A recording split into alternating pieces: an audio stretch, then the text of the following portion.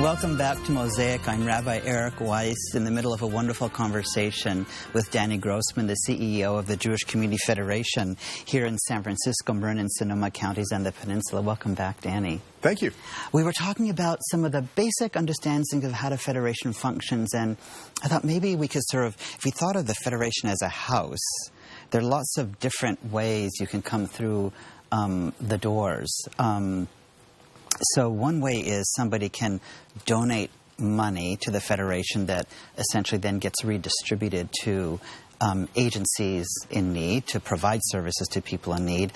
Another one is that if somebody has the economic blessings to set up a fund, that they can actually come to the Federation with their economic blessing and set up a fund at the Federation and receive philanthropic services back. And then also people can come in with different ideas to particularly execute to the service of the community. And then also I know the Federation brings services back into the community in terms of volunteer work, attorneys, accountants, strategic planners that then can come into an agency and help an organizational structure function better.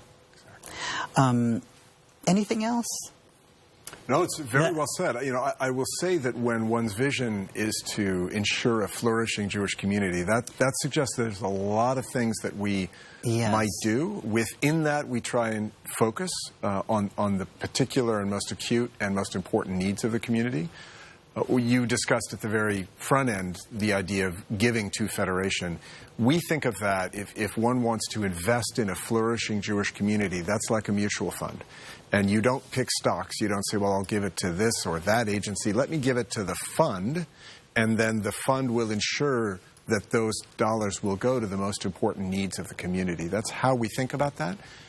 And I'll only add that when it comes to the philanthropic engagement, I would say that one doesn't have to have extraordinary means to be part of our philanthropic services side. One could open a donor-advised fund with just a few $1,000s and take advantage of the services that we provide, the tax opportunities, but also the Jewish philanthropic education, which is important. So how does an organization that has philanthropic capacity and other capacities to help make its decisions about what the world might think of as priorities or strategic directions or a way of articulating its vision? So that's a very important question. The first, of course, is based on data. So we as a federation routinely conduct a community study, a demographic study. We're about to embark on the next one for our community after, I think it's been about 12 years. And we have a breakthrough new approach to that study. But it starts with that data. In other words, who are we? What do we need? Where are we? How are we identifying? From there, then we gather people from the community to say, look, let's think about where the needs are most acute. And those are not easy decisions. Obviously, in the three realms of work, three fundamental realms of work that we operate, engaging and educating the Jewish community, caring for the vulnerable, and ensuring a just and civil society in Israel, there are acute priorities across all of those areas. But it's only as a collective that we think we can get to the best decisions.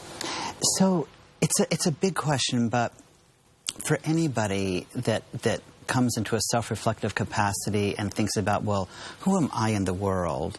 And then what's my place in the world? There's always that level at which one thinks about one's own self, one's own community, and then responsibility to the broader community. And we live in a community where being Jewish involves people in your family who are not Jewish, and being Jewish involves a tremendous amount of effort toward the community that isn't Jewish, and lots of different levels. So how do we have that conversation among ourselves?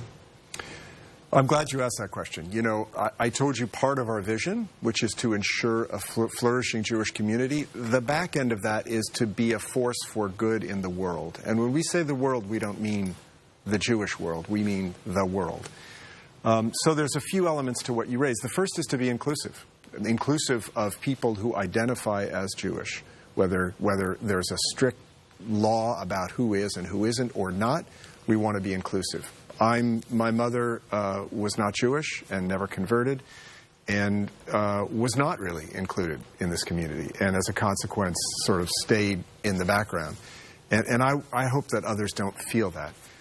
The other part of your question then relates to how we as Jews engage in the world beyond us, and that's critically important, because this is not just about ensuring our own welfare, it's about force for good in the world. So we have those conversations about where those priorities are, and that relates directly to our work in philanthropic education.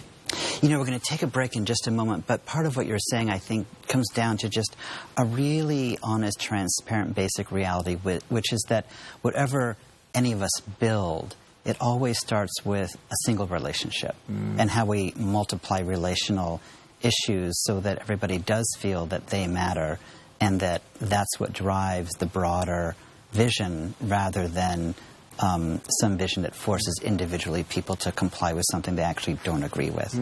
So we're going to come back in just a moment here on Mosaic. Please join us.